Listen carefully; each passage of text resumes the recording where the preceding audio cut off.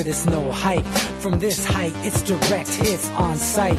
I'm your type, lend me your ears to show you that there's something in me. I'm not giving up, I'm standing right here, holding these days hostage, and I'll make this my year. We turning fear into love, and the love's in the air. I love doing this cause nothing compares, nothing can share that same type of feeling when you feeling them flares. They can't catch it, it's havoc. I rip to a tear, switch the scenario, my stereos, I leave them impaired. Variables start to change and they're all in my range. I just gotta grab it, it's all mathematics. Every step is drastic, I make it fantastic. I'm trying to take your breath away. Asthmatic. This is live through the stereo. Go and let it blow, blow through the stereo. I'ma let them know through the stereo. Yo, here we go through the stereo, stereo. This is live through the stereo. Go and let it blow, blow through the stereo. I'ma let them know through the stereo. Yo, here we go through the stereo, stereo. Yeah, just nod your head with it, so explicit and vivid. Every image is intricate, intimate. I put my all into it, no scrimmage and no rules. I'm a pro tool, hear my heartbeat, beat into the vocals. I'm so loco, lost my mind, oh no.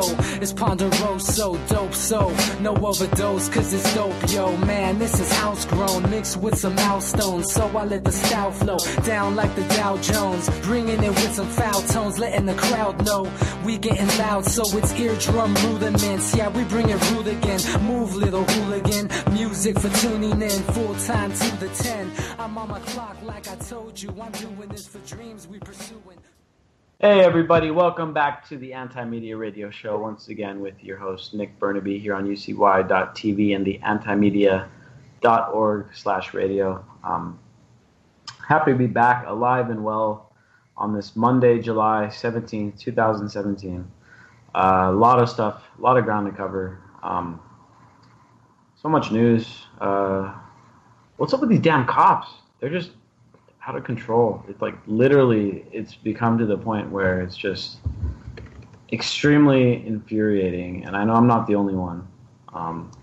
But it's just getting to the point now where it's just getting absolutely ridiculous.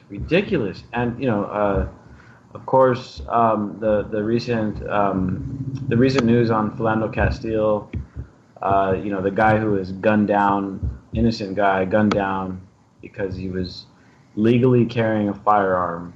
Cop got scared, blasted him. The NRA, nobody really gave a shit other than, the typical people who go out and protest for police shootings, Black Lives Matter and activist groups and stuff. NRA wasn't there to help this guy, even though he was a gun owner, legally carrying, gunned down by the cops, which isn't that what the NRA supposedly stands for? They're supposedly there to protect your rights, your Second Amendment rights from the government taking them away, but yet when the government literally kills the guy for exercising his Second Amendment rights, they don't do anything. We got a great story up today from a new writer that's going to be working with us on the police brutality issue. It called "We Finally Know Why the NRA Didn't Stand with Philando Castile After a Cop Killed Him." Very good article. It breaks it down that the NRA it's a bootlicking organization. I mean, sure, there's been times when the NRA has done good work because the right to bear arms is a very valid right. It's something that we should definitely respect and flex. We got to flex our right to bear arms. You got to admit, it should be more normalized to be armed, and so you can protect yourself. In the case of, especially in the case of the damn thug-ass cops coming around and trying to beat everybody up, just like a video just emerged today of a woman here, close to here in Riverside, looked like, an older Mexican lady got beaten up by a cop for selling flowers without a damn permit. Like, dude, this stuff, it makes you very mad seeing it. Like, I've grown to the point now where I've become pretty upset about It's this. like they're trying to provoke some kind of reaction or something. It almost seems that way, right? Joining us now, sorry, dude, I forgot to introduce you. My longtime co-host, DB Schwartz. What's up, man? How you doing, man? Hey man, this stuff's happening up here where I moved to, and it's just kind of interesting, and the dynamics and watching how the people So in the well, I'm just gonna say there's three groups of people that live up in the cities. There's people that live in the actual cities, the people that live in the immediate suburbs around them. So like I guess you could say the very first ring of suburbs, but that's still the city. And then there's the deep actual suburbs. And there are three different, totally different mindsets, dude. It's pretty crazy.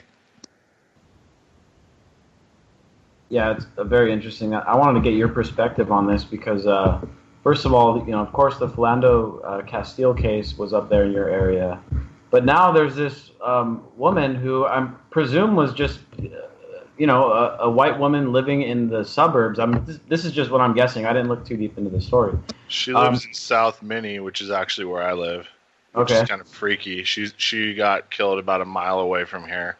Wow. She's over on the richer side. Where she lives is middle upper, where I live is middle.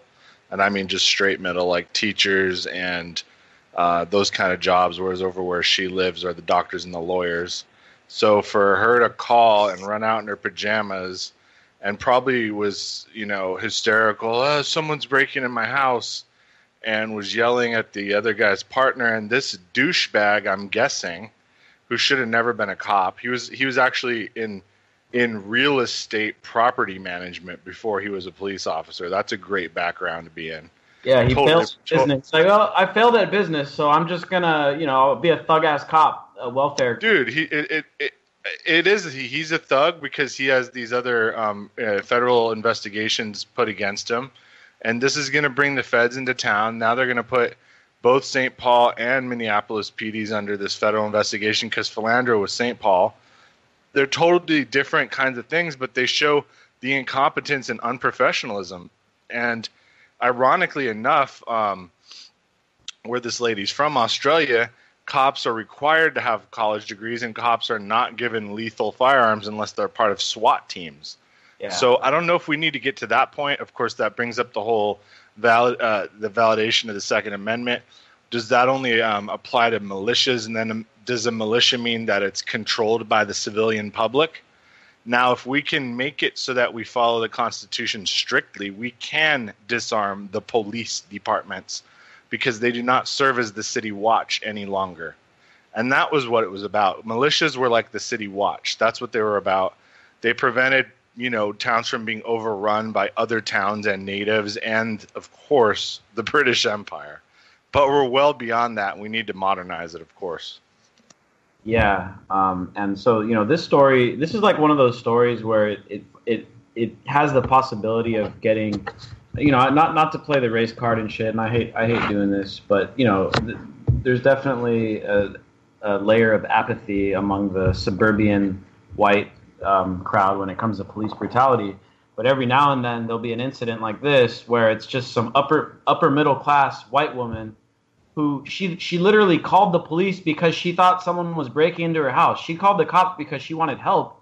The cops show up and killed her. Like, what the hell? How does that happen? Like, in a nice to make it even to make it even more dubious, she was a natural health practitioner who was a big proponent of being able to cure and prevent all kinds of cancers through diet and supplementals, and yes, using Rick Simpson's oil as a preventative measure.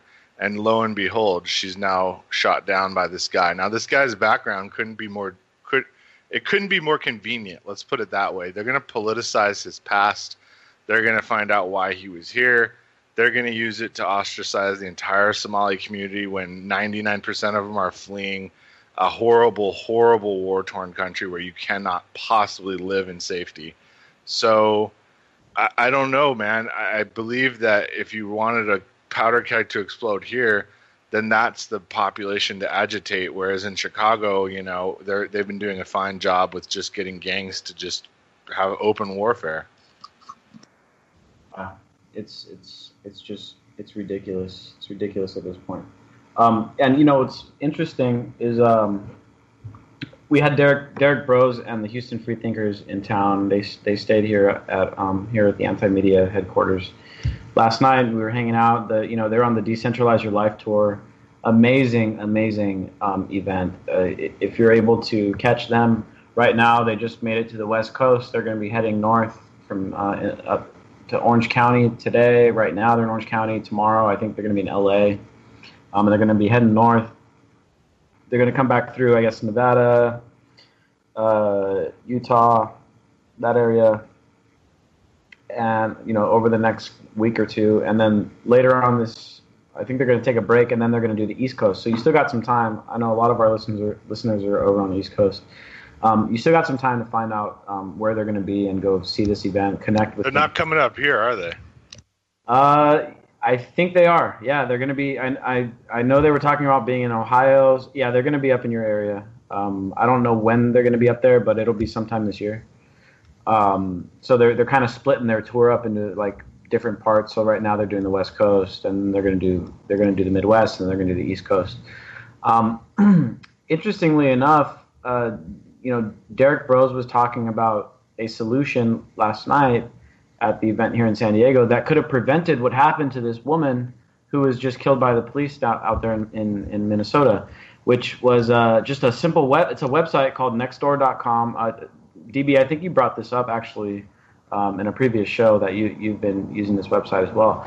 But basically, so in Derek's neighborhood in Houston, they live down in like it's Houston's a really, really big city. It's got some really rough areas.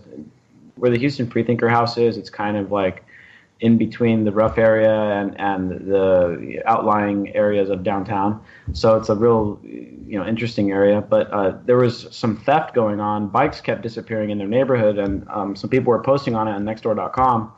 And Derek was saying that the two solutions that people were coming up with was, well, let's set a bait bike out there and electrify it so that the thief gets electrocuted. And the other one was just to call the cops and, keep an eye out. And, Derek and a couple of their friends were like, you know what, like we can do a neighborhood watch type of thing. And a couple of us guys will walk around at night and, we'll just make sure the neighborhood's okay, keep an eye on things. And, and sure enough, they did that. And the bike thefts went away. So things like this where this poor woman, and I know she probably called because she didn't know what else to do.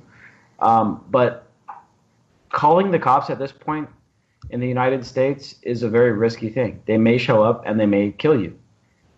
Even if you're an upper middle class white woman living in a nice neighborhood, they may show up and they may kill you. It's not just happening now where they're going to show up and, show up in a poor black neighborhood and there's a kid with mental disabilities acting up and then taser him to death, like it's happened multiple times. It's not just that anymore. It's now hitting the suburbs and stuff. So now is the time to start rethinking the usefulness of the police. And as you were saying, DB, at the very least, we got to start disarming these guys, and maybe at the very most having some specialist groups like SWAT team that have arms. Everybody here is so heavily armed, and I mean, everybody has something at home. I mean, pretty much. Even a lady well into her 70s, who's our neighbor, has told us, you know what? If anything happens, I can defend myself. I'm armed. And I said, thank goodness. I don't have to worry about you. But that's what's going to happen, Nick. They're not going to call cops anymore. I mean, it's going to get to the point where it's probably just safer for you to unload on whoever's trying to screw around on your property, and then whatever happens, just lawyer up, and you should be okay. That's basically the name of the game now. If you're a property owner and you're afraid for your life, why would you not use the same exact excuse they're going to use against this lady now, that she ran out in her pajamas and this guy was afraid for his life? Yeah, dude. It's what other argument can he have unless he just pleads guilty and takes his 5 years for manslaughter because he's an incompetent moron who shouldn't have a gun? That's the only other play he has. Because why else would he pop around into her stomach through the freaking door of the police car, and it went over his own partner, so he could have killed his partner easily. Yeah, I mean, I wouldn't be surprised if he accidentally shot her. But that's no excuse. Look, you're a damn cop. You should, You should be trained. You should know how to handle your firearm. You should not be accidentally discharging rounds. You should not be accidentally shooting people. Whether it was an accident or not, there's no excuse. And, you know, this isn't the only incident. Another incident, of course, I talked about the one here in Paris, California, where the lady got brutalized for selling flowers, which is just infuriating. I couldn't finish watching the video. I mean, she peed her pants and everything, dude. It was the saddest thing I've seen in a long time. This kid in God, where the hell is Hingham? What the hell state is this? I don't know where this is at. Anyway, this kid with mental illness, 26 years old, upset about his girlfriend dumping him. Was in his room with his dog, and he had a handgun. And his parents were a little bit worried about him, so they called the cops to see if they can come. You know, just I don't know what the parents thought the cops were going to come de-escalate the situation and just, you know, make sure the kid, you know, go into his room and maybe just separate him from his gun or whatever that they thought he was going to do. The cops show up and turn the whole thing into a giant siege, and the SWAT team shows up and they're there all night laying siege to this dude's bedroom. They broke his windows out, sent in like some kind of camera, and sure enough, the kid killed himself. Not right away, but after hours and hours of the SWAT team laying siege to the kid's bedroom, the kid killed himself. And it's very likely that he probably, you know, his parents were just a little concerned about him, and his parents have given statements afterwards. The dad asked the cops, "Why don't you guys just let him go to sleep? You know, if you can't get him out of the room, let him go to sleep. You know, maybe all he needs is to go to bed, and he'll wake up tomorrow morning and he'll be okay." But they just kept going and going and going, smashing his windows out, sending in a camera, SWAT team. And then they just heard a gunshot, and boom, the guy blew himself away. So it's just a gross over-militarization of the police. And at this point, I don't know what exactly the route should be, but trying to get reform at the police departments has been basically, it hasn't really done anything. I mean, how many riots are we going to see? How many guys are going to get killed unarmed by the cops? I mean, the Eric Garner thing happened, I think, about 3 years ago today, I think it was.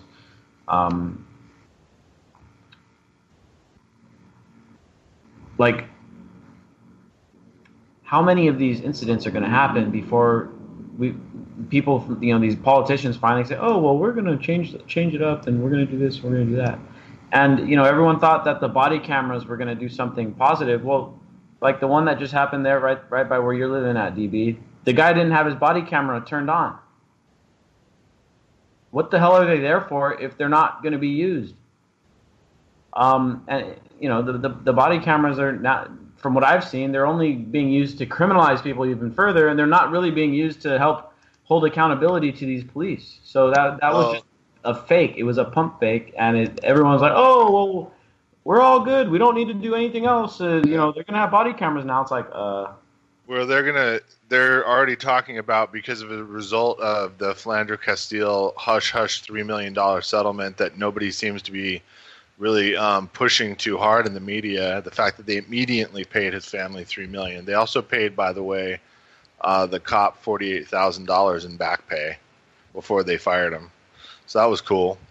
Anyway, yeah, he's still eligible to get hired at any other police department in the country, by the way. There's nothing on his record that states that he couldn't be. That was part of his deal, I guess. Anyway, what this is going to do is going to easily exceed $3 million, Nick. I mean, easily. I could imagine it being 10 times that much the family gets.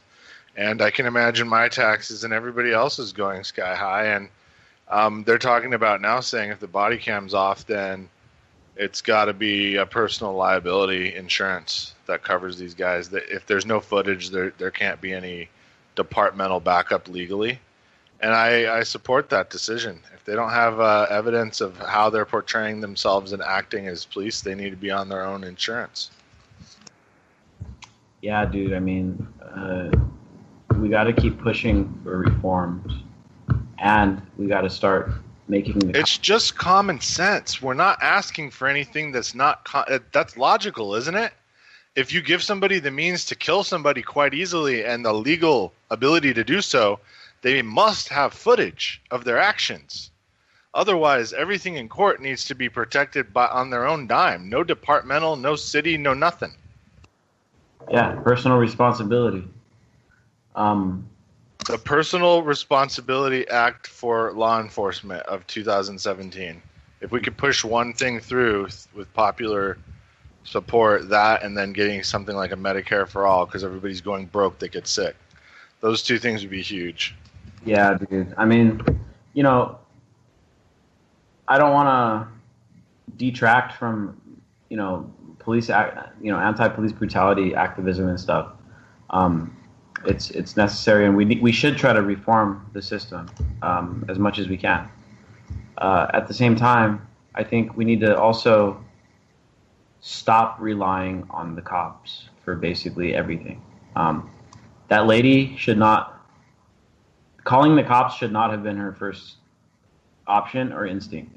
We need community-oriented solutions, and the last resort should be involving the state in our communities. Because I live on a really busy street, so it's a little different. But when I used to live on a more quiet street, when a cop would roll down, everyone's like, oh, fuck. Like, everyone's looking around like, okay, let's make sure we're not, put the blunt down or, hide the beer or whatever. Like, just don't give them a reason to pull you over. Like, when a cop goes through your neighborhood, it's not really, I mean, maybe it's different in the suburbs and stuff, but for me, it's like, it's not a welcome thing. And the cops around here, they like setting up a checkpoint right around the corner from my house where there's a stop sign. They hide behind this guy's fence, and they catch people running the stop sign. They catch people for petty, seatbelt violations and that kind of crap. And I told them last time I was over there. I think I mentioned it on the show because it happened like right before I was riding my bike right before one of our shows, and I think I mentioned it that I told the cops, I'm like, dude, what are you guys doing here, setting up a checkpoint? Like, the people in this neighborhood are not welcoming you here. They don't want you here. You're intimidating people. You're scaring people from even wanting to drive down this street anymore. And they don't do that here. They just don't. I don't know if it's because maybe out there it's more cash strapped and the tax base is stronger here and there's less per capita problems. But, I mean, they just don't do that. There's a lot of DUIs. Don't get me wrong. We were massive DUIs, but the checkpoints just aren't here. And I also think maybe people out here, they just wouldn't freaking stand for it at all. There's just some things that will get them to I mean, there's mad protests up here. There's now a protest for this lady. There's a huge one for Philandro. And it had any and every kind of person, white, black. There's a ton of Latinos moving up here now. Of course, the Muslim community came out. Everybody, dude. So, like, it doesn't matter. Now with this lady, another huge thing is going to happen because everybody's realizing it's the state is encroaching. We're all in this together against the very few. And the debate came up a lot because, after a lot of these police killings gained widespread, they got hella publicized, and the whole Black Lives Matter movement came onto the scene, and there's definitely some good things Black Lives Matter have done, but they definitely were racializing like a lot of this stuff, which is definitely a legitimate concern. It's because of their funding was always meant to be divisionary. It's not that there's not good people in BLM. It's just that the people that are getting paychecks are meant to stir shit up that is not constructive. It's not constructive to have a race war in the year 2017. No. How stupid are you to even suggest that? You're a moron if you think we should have a race war. You should just freaking jump in the ocean and never come back. Yeah, and so, So what I was going to say is that, first of all, the big race issue is that per capita, people of color are more likely to be killed by the cops. But at the same time, because there's a lot more white people in the United States, white people are actually make up the majority of people killed by the cops. And so I know that a lot of this has been racialized and stuff, and like, I don't want to detract from the fact that brown and black people are more likely to get killed or brutalized by the cops or stopped by the cops. Especially, I know I personally have been stopped by the cops many times, and simply for being a brown guy driving a car that driving a Honda or whatever. I had my old Integra, and in that car I got pulled over so damn often. And when I got my mom's little white Nissan Sentra that looked like a boring grandma car, I never got pulled over anymore. Anyway, now at this event over by where you're at, where this upper middle class white woman is getting blasted needlessly by the cops, this I think could definitely start bringing out a little more solidarity across the racial divide and stuff, and getting people from all classes and all racial backgrounds and stuff together. Like you said, understanding that this is not it's not like, oh, white cop kills black guy, because this cop, you're saying he was a Somali cop, right? Like it's a yeah, and then Yanez was Honduran who killed Flandro. And the other that killed Flandro was a Latino guy. So it's across lines. It's just blue. It's not white cop kills black man. It's police state thug kills innocent U.S. person living here in the U.S. Like, that's the issue. It's not white cop kills black man. It's the police state is killing our people. That's what it is. And so, in my opinion, I mean, I don't. It's the philosophy of our current state that began because of the Patriot Act and allowed these circumventions of the Constitution, which we can take back legally. We have the opportunity in the window right now. Government's never been in more of a confused state than it is right now, and we can take things back right now that we need to. Like, police should be probably only when called upon. And we should probably have neighborhood militias, aka a watch, for each individual neighborhood of people from the community that can patrol armed and keep random crime from happening. And if there's things they can't handle, they can call the police, who will show up in SWAT style and blow everyone away. And that would be the last resort. Yeah, exactly. And so, this is one of the things that I like so much about Derek's presentation, is that it's a very... it's very much based on the idea of agorism, and it's anti-political activism, where it's us building the infrastructure needed, that is community-run infrastructure, where we have quote-unquote policing institutions that are run by our own communities, that are made up of people within our own communities, that know the people within our communities. So when you show up to a lady's house, it's not like, oh, it's just some raving lunatic running out of her house, and oh shit, I better shoot her because I don't know if she's the criminal or not. It's like, you show up, you already know who she is, you live a block away, and you understand what's going on in this neighborhood. You know what the habits and the tendencies are going on. You know that there's been a series of break-ins going on. You know who the victims and you know who the criminals are, and you're not just going around blasting people that you don't know. It's a whole different story. And this would make things a lot more harmonious in our communities, and then we wouldn't have to rely on the cops, and then there would be no reason for the cops to come into our neighborhoods, so that we wouldn't have to feel scared of the cops, doing something crazy. Like I said, when I lived in an area that was a little more quiet than the place I live now, like, it was a little bit of a frightening scenario when a cop rolls down your street, because you're not sure if they're coming for you, or if they're coming to your house, or if they're going to your neighbor's house, or what they're doing, because it's like, oh shit, here come the cops.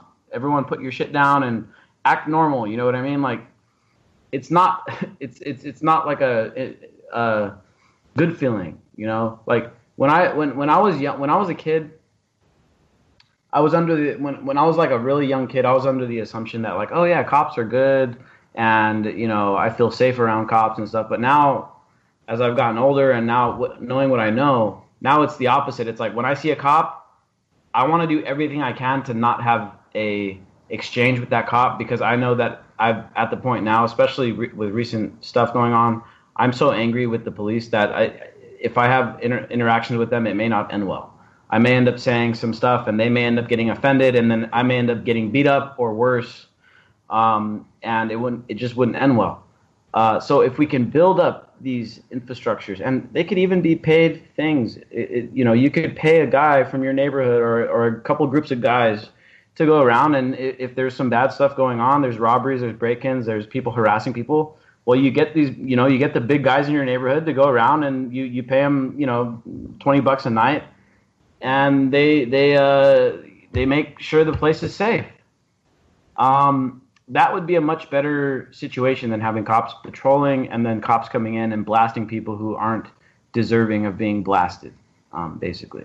And that's one of the things Derek was talking about, is the need for us to build up these institutions. There's already some apps out there. I was mentioning Nextdoor.com is a good one. There's a bunch of other decentralized ones too. I won't mention. There's one that's already specially suited for community policing. I won't mention it just because the guy who created it is an absolute douchebag, but it's a great app. I just don't want to enrich a douchebag. But anyway, there's apps coming out now that are going to start helping us solve these issues. So if you live in a neighborhood, if you're listening tonight, you live in a neighborhood where you may find this kind of stuff useful, look up the apps. And sooner or later, there's going to be solutions for this stuff. They're doing it in Detroit as well already. In other places around the country, there's already pockets of this stuff happening. Have you seen those security droids, Nick? Those freaking R2-D2 looking dork bots that have come out? One of them suicide today. Yeah, one of them does. Yeah, exactly. They don't have the greatest spatial reasoning or anything like that, and they don't have AI yet. But I, for what I do, I go to a lot of, kind of hoity-toity areas sometimes, and there's a gated community that has a couple of those things as sentries, and I guess apparently because they do lower the crime rate, it lowered their insurance as an HOA. So those things are becoming a reality. So, the human element, we can bitch about cops, but really what we need is really highly educated, moral, ethical cops, and we need few of them that can do things like controlled drones and things like that from an HQ, and they can respond when we call them, and then we need to pick up the slack of neighborhood patrols that we pay, so we control as citizens of the immediate neighborhoods. By zip code is the easiest thing I could think of. How many people live in a zip? We need 0.1% of them to be officers to protect the other 1,000 per each cop, right? Something like that. It's a great ratio. Let's just stick to that, and that'll fix our policing issue. Yeah, dude, exactly. And you could set it up like through an app, and then people could volunteer their hours, and then the community pays them directly. You're not dealing with a middleman, a bureaucratic process, which is like the middleman. So yeah, you pay them in Bitcoin or Ethereum. There you go. Yeah, and like our police station here in Chula Vista, where the anti-media is located, they built us a massive fucking police station. I think it was like $90 million, dude. And when they built that, it must have been about 10 years ago. And this was before I got involved in like activism and stuff. It pissed me off even back then because I was like, it blew my mind because there were so many homeless people living like right across the street from where they built it. And they spent $90 million on it, and it was just ridiculous. Like, it's ridiculously big and nice and high tech. Like, we don't need it. The city that we're in, the crime has gone way down because of the drug war. The ending of the drug war hasn't ended in California, but a lot of the punitive stuff has ended. And the decriminalization of marijuana has kind of erased a lot of like the gangs around here. There are no longer really any cohesive gangs. They're just like maybe just a couple taggers and stuff now. Back in the day when I was growing up here, you'd see gangs of people mobbing on the street, 20, 30, 40 people mobbing and harassing people on the street, taking people's stuff, robbing people. Now if you see 2 or 3 gang members together on the street, it's a pretty rare sight to see that big of a group. So we've got this huge ass police station and this huge police presence here that is not needed. It's no longer needed here. Maybe 15 years ago when it was infested by gangs and shit, it could have been maybe feasible or warranted. Now it's not. There's not the kind of crime is not here anymore. So now we got this huge ass police department who need to make a lot of revenue to keep themselves relevant, keep their the department up and running. So they're out here setting up checkpoints, trying to tag people for running little stop signs that even the stop sign shouldn't even be there, and they're giving people tickets for running it. So it's just a huge waste. It's a huge waste. And so how much? I haven't even looked into it, but I could just imagine how much in taxes me and my neighbors pay for the damn government to go allocate that money to the police station, and the police station administration allocates that money to the officers, and for all the other crap. I mean, there's a few middlemen in between me and paying these cops to do their job. If the situation was different and we set it up through technology and it's like an app and there can be people, it's like Uber, right? It's like Uber, but it's for your community, and it's like, okay, we need someone to go out and do the patrol tonight, and if nobody signs up, then the price just keeps going up until someone's like, all right, I'll take it at that price, $15 an hour, sure, I'll do it, and they claim it, and then they go out and they do their thing, they patrol. Then it's direct, it's peer-to-peer. It's like I am directly paying this dude. Me and 1,000 other people are paying this dude $15 an hour, which comes out to what? It's like, I don't know, it's probably less than 15 cents. It's probably 1.5 cents a person to pay this guy. And he's keeping my neighborhood safe, and he's my neighbor, and I know him, and I know he's not going to shoot my dog, and I know he's not going to run up into my house and take my theoretical cannabis plants or whatever. It just makes so much more sense. We would save so much more money. We would not have people getting gunned down. People's dogs wouldn't be getting taken down. People wouldn't be getting arrested for victimless crimes for smoking weed on the street or having cannabis on them. It would just all around. I can't really see a negative. I don't really see anything negative about this. Almost everything about the current policing system is negative. It's way too expensive. There's no transparency. The cops aren't held accountable. They're way too fucking violent. They entrap people with checkpoints. They violate our fucking rights. It's just everything about the cops are bad. Everything about peer-to-peer community security is good. If we wanted a paramilitary group, we'd want them on a damn paramilitary base, not on patrol. They've skirted the line. They've become too much of what they've always wanted to be, which is in the military. Now they can be in the paramilitary. They can have a base, and we'll call them when shit gets out of control. And then when shit gets too out of control for them, then they can call on the tanks and crap, because then we're at war. Seriously, dude. Seriously. If it's like a battle of 40 gang members against 40 other gang members, we'll call you up. The cops in. But it's come bring your MRAP then. and all your dudes, we'll in that case just come guns blazing, because we can't handle it. But I mean, dude, I just saw a thing from Chicago where a guy got in a car chase, and they had 100 officers there on one guy, and 40 dudes all had to get a shot on him. So he got beat up pretty good. I mean, but that's a gross overreaction. We don't need this kind of stuff. This stuff instills fear in you.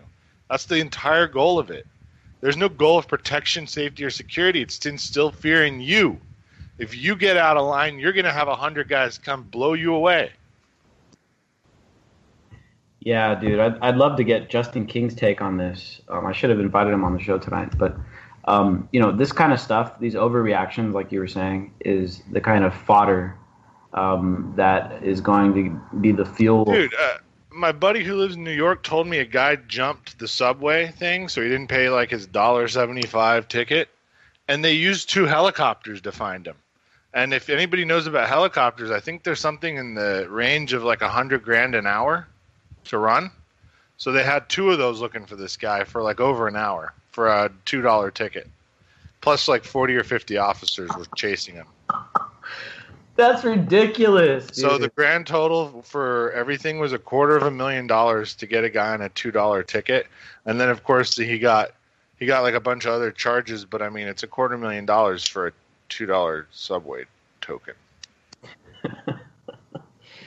Oh man, it's just like you said, it's a gross overreaction. And by gross, I mean both meanings. So this all this stuff going on, and this video of this lady. I mean, once it gets a little more around, especially down here in the Southwest. This isn't Paris, California. It's here in like Riverside, Southern California.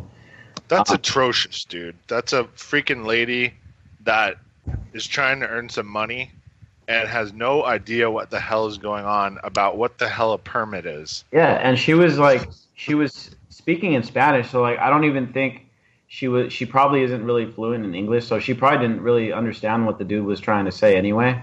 But what she was saying you can kind of make out what she was saying. She was like yelling back at the cop. And she's like, why in the hell are you doing this to me? Why aren't you out there getting gang members? I'm just trying to earn an honest living. Like, she was saying all this stuff in Spanish. It's like, I'm just here trying to earn an honest living. Why aren't you out there arresting the real criminals? And the cop just grabs her and takes her down, grabs her by the hair, throws her on the ground, puts his hand over her mouth, twists her backwards. Like, it's brutal, dude. And this woman was an older woman. You know, she's probably in her 50s. Probably just a poor working class woman, literally out there just selling. You know, I don't know where you guys are from, but here in the Southwest, there's a lot of people, especially on like holidays and stuff, where you go and it's like, let's say it's Mother's Day or whatever, and on every corner there's like a little stand where there's people out there selling flowers, unpermitted, which by all means I support that kind of. But what's the worst that could happen? Those flowers have Monsanto on them. Yeah, seriously, like, are those flowers hurting anybody? Like, does the government really, are they that obsessed with collecting revenue that they want that? What did those flowers come from, like? For the flowers? Is it that big of a deal? Like, I mean, where did they come from? What are they worried about? It's so dumb. And then, like, they'll do that to street vendors for food that's fully cooked, and you're like, dude, anything that could have been in there is long dead. Like, that shit's on fire. Like, come on, man. Yeah, so, this video is going to get around, and it's going to cause some people down here in the Southwest to be upset. We're majority Latino here in California, and to see a little Mexican woman get brutalized by the cops, literally all she was doing was trying to sell fucking flowers on the fucking side of the street for like $5. And she makes the point. It's like, dude, California has a massive amount of horrible crime. It is the epicenter for child trafficking. It is the epicenter for all human trafficking. It's the epicenter for all kinds of shit that these guys could be trying to stop.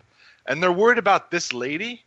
Just think about that, dude. Think about that when you fill up at the gas station, your taxes are like half of that gallon because of these douchewads going out and busting flower selling lady. Yeah, dude, it's mind blowing, man. It's mind blowing. It's gonna. What's her charges? What is it? Do people that applaud this cop think she's not going to just end up getting like $100,000? She'll probably end up being able to just buy her citizenship now. Good job. You know what she's probably going to be charged with is resisting arrest. Is probably what she'll be charged with, which is a bullshit charge because it's like, oh. But she feared for her life. Yeah, how are you a criminal for resisting arrest? Like, what's the other charge? And so it's just, oh man, it's. What if that would have been a guy dressed up in a cop's costume who's a psychopath who's trying to put her in handcuffs, throw her in the back of a car, and take her somewhere? Because a rational human being doesn't think that a real police officer would do this kind of bullshit because it doesn't make sense. Who are these people these freaking departments are hiring? Thugs. They're damn thugs. These aren't regular people, dude. I think that everybody needs to undergo a citizens controlled evaluation that's in every police department, period, and find out the hiring procedures, because this is showing, all these events are showing that it's not even slipping through the cracks. It's department policy to hire people that are a danger to us all. Seriously, dude. Seriously, it's unbelievable. So, reform. I support the act. I still support the activists out there trying to fight for reform.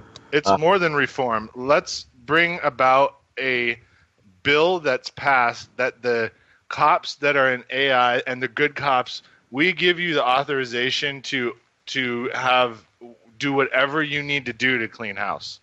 If tomorrow morning there's a shootout at the cop station, we'll support whoever wins. That's a good one. 100%. We support you. Take out the bad cops, the good cops listening. Take them out. We support you 100%. Set them up, get them on tape. Get them on tape, get the evidence against them, and then just take them out. We'll have our trial. We'll absolve you. All good. Case closed, and the country will be cleaned up.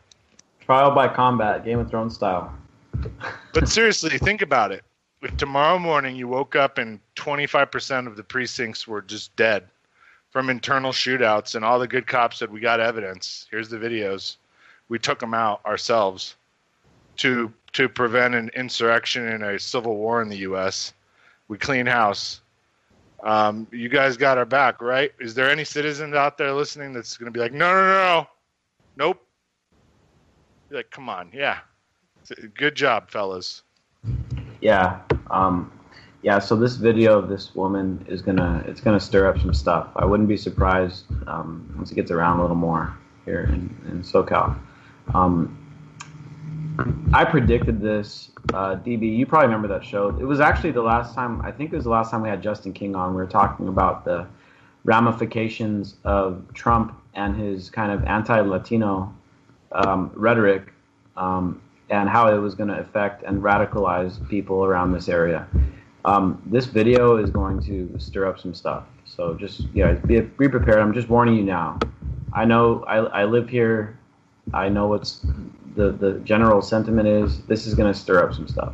Well, California should just break apart, but the problem is they'll never let them. So if that ever happens, they'll just reinvade them, and then it'll be horrible for the people that live there. So I know that some bad shit's going down, and that as crazy as people think, California could do it economically, which is true. There's just no way they're going to let it go. And that's just a sentiment I know is strong everywhere. So I don't know, man. I feel like we could break apart, but we have to do it like simultaneously with Texas leading the way, and that would be it. All got to go at the same time. One at a time, it just ain't going to happen. It'll be like Syria here in San Diego. They would love to use whatever they got built in over there on the people that are trying to break away and just test it out and see what happens. Yeah. Whatever Tesla crap they have buried or HARP or whatever, they'd cause an earthquake and cut off part of the state and just push it into the ocean or something. Let's move on to some other news here. Foreign policy, which of course is our big topic. 330,000 people dead in Syria in the last 6 years. The U.S. plays a major role in that. Of course, according to the mainstream media, Russia has done all of that damage, which is not true. Russia's the one that killed 230,000 people? No. I was going to say, because if somebody's stupid enough to try to blame that kind of figure on them, I mean, sure, they've killed thousands with their bombings, but there's no way they killed that many. Yeah, so it's 330,000 dead in the last 6 years, and it's just that war is it's a fucked up war, and there were some organic elements in the early stages, which were cracked down on by the Assad government. But that being said, it's not much different than what the U.S. did in Ferguson, cracking down on protesters, and Standing Rock, cracking down on protesters. But what the U.S. and Western powers and other people who had an agenda over there, including like Israel, Saudi Arabia, and other players, they took that as an opportunity to say, "Oh, look how bad the Syrian government is. Let's arm the people that are standing up." Imagine a reverse scenario where Standing Rock is going on and China comes in and says, "Oh, I can't believe the United States is brutalizing those protesters at Standing Rock. We need to send them weapons. We need to send them arms. We need to send them rockets. We need to send them surface to air man pads and shit like that, and so that they can fight back, and we want to bring them freedom." That's roughly, just to give some context, that's kind of what we did. We saw a little opening. We said, "Oh, I can't believe the Assad is so bad. Look what he's doing to his people." And we start arming the shit out of these other guys over there, not really knowing or maybe not that we didn't know, but not caring that we were arming some people who were going to become ISIS. In fact, there was some DIA documents that came out that basically was like okay with creating ISIS as long as it was going to affect the Syrian government negatively. They didn't really care. And so that's what they did. And so, 330,000 dead in 6 years, that's a lot of people. And that blood, it's on our hands. We paid for that. And that's why we talk about foreign policy so much on this show, is that, sure, we've got a bunch of problems here in the United States. The cops kill around like 1,000 people a year, but we're talking 330,000 dead that didn't have to die partly because of our tax money being sent over there, and a bunch of apathetic assholes that don't really care or don't give a shit. And then, of course, the hypocritical liberals that are like, well, Russia is so bad. I can't believe Russia did that. And it's so bad that Russia did what they did in Syria, and just literally ignoring everything the United States did because Obama was the one that initiated all that. Not Obama himself, obviously, but he was the president at the time, and Obama authorized the arming of these rebels. And but wouldn't we do the same thing if someone attacked Mexico, who's on the border with, like, Russia with Ukraine, and then with Afghanistan, or who we pushed them out, and now we're trying to push them out of Syria?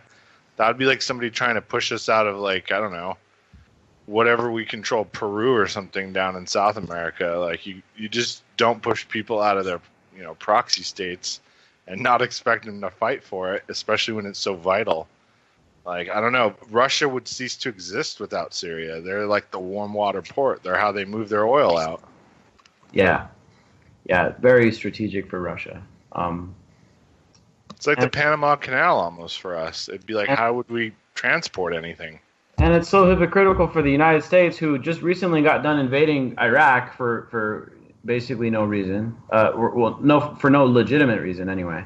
Obviously, there were other reasons involved that they don't like telling us about, but they lied to us and they made up a bunch of shit, and they said, okay, we're going to go and take out Iraq. And then they say, oh, I can't believe Russia took over Crimea. That's unacceptable. We have to impose sanctions. Russia cannot do that. Crimea is 80% of the people there are Russian. Yeah. Everyone there speaks Russian. It's historically a Russian port. They didn't seem to be right on their border, connected to them. And we're like, oh, that's unacceptable. We can't let that happen. But we go to Iraq and we go to Libya and we go to other countries and we topple governments. And it's like, oh, yeah, no, but we're doing it for good reasons. Russia doing it for bad reasons. No. Both groups are doing it for reasons, for power, for their geopolitical strategy. That's why they're doing it. They're not. But it's also for your cultural sphere too. Like, if China tried to take over Puerto Rico, we would fight to defend them. For sure. I mean, we've taken over Ukraine, so Russia's not going to be like, oh, let's just let Ukraine just sit there. Yeah, take over Crimea, the whole Black Sea area too. Yeah, that'd be awesome. Yeah, exactly. So, luckily, not luckily, but fortunately, I just saw some photos coming from Aleppo, and they're starting to rebuild. The Syrian government has successfully pushed back a lot of these rebels, and, ISIS is basically done at this point. It's so confusing. But that makes them more desperate, which is almost awful. It's like this last gasp is going to be something you have to really be careful with. All the info coming out of Syria is so conflicting, and it's so hard to decipher what's actually going on there. It's really, really hard to understand. But let's just say as soon as Russia started targeting ISIS's financial base, which was like their illicit oil trade, which Turkey was basically consuming a bunch of the ISIS oil or whatever. As soon as Russia started bombing out ISIS supply lines and oil routes and shit like that, that's when Turkey shot down that Russian jet. And it's a very complicated thing. And now Turkey is bombing U.S.-backed forces, which are the YPG Kurds. So Turkey's bombing U.S.-backed forces. The U.S. is backing Islamists. and the CIA is backing one group, and the Pentagon is backing another group. Those two groups fought against each other. The entire reason we say we're there is to fight against ISIS. However, for much of the time, we haven't actually been fighting against ISIS. But now that ISIS has been cornered. Now we are actually fighting ISIS. It's just a very, very, very complicated situation over there. But underlying issue here is, you can just look at the news headlines and you can see the problem. Last week there was the announcement that the U.S. and Russia agreed to a ceasefire. Well, there's the problem there. Why are the U.S. and Russia agreeing to the ceasefire? And then I just read today that Israel is not going to stand by the ceasefire. Why are all these other countries, powerful, rich countries, why are they agreeing to ceasefires when the fighting is between Syria and supposedly other people within Syria? So obviously there's an issue here. It's a massive, massive proxy war, and the media keeps on downplaying it, pretending like it's not. But one of my most viral articles from last year was actually titled "Mainstream Media Finally Admits That the Syrian War is a Proxy War," and it just kind of broke down all the stuff going on and how ISIS is like indirectly a proxy of the U.S., Israel, Saudi Arabian axis and all that stuff. But that's what it is. It's a proxy war, and it's between the U.S. and our allies and the Eastern Bloc, which I guess you would group Russia and China in with that. It's between us and them, and a bunch of innocent Syrians have died, really, in a conflict that they really shouldn't even have been a part of. And it's so cowardly to fight proxy wars. Like it's such a dick move to fight a proxy war because it's just shitty. But the alternative's the shittiest. Yeah, but at least the alternative is more. It's not as cowardly, right? If we're going in and we're killing, the U.S. and the Eastern Bloc are fighting against each other and killing a bunch of innocent people in Syria who really aren't involved. The innocent people of Syria aren't fighting us or fighting the Russians. They're just caught in between. They're just like caught in the crossfire because we're too cowardly to fight each other on each other's soil. Like we're too cowardly to go to Russia and say, you know what, Russia, we're sick and tired of you guys monopolizing oil in Europe. We're going to start bombing out your pipelines heading out of Russia. And that's what we're going to do. And then if you guys want to fight back, good luck trying to shoot down our jets. And then it's not like Russia's coming over here and bombing out the Dakota Access Pipeline and bombing out the Keystone Pipe or whatever to try to stop our oil supply. They're too cowardly to do that. They're too coward. Both sides are too cowardly to fight each other legitimately. And so a bunch of innocent people in Syria have to die because we're too scared to fight a legit war. And it sucks because it's not a legit war to us. But for the average person in Syria, that's, they're dying. Their homes are being blown up. Their cities are being destroyed. In Iraq, Mosul is like done. I don't know if you've seen the photos. Mosul is done. It's just as bad as Aleppo. Destroyed. We destroyed the place. And then CNN report, the United States just got done liberating Mosul. And then you look at the photos, the whole city's destroyed. It's like, wait, whoa, did we liberate it or did we level it? It's kind of hard to tell the difference. And the same thing with Aleppo. The RT, the Russian media is like, Russia and the Syrian government liberated Aleppo. Go look at Aleppo, dude. Aleppo is, leveled. And yeah, they're rebuilding now. 500,000 refugees back in. That's good. And hopefully this Syrian war is winding down. Thank you for tuning in.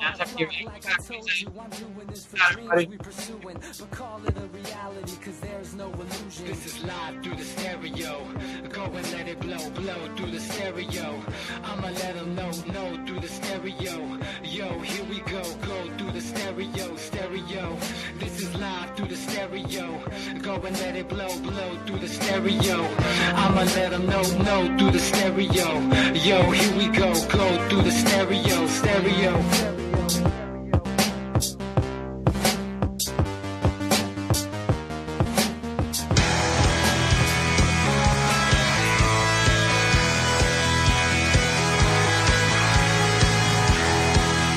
This is Ozzy Skateboard, and you're listening to YouthLive.tv.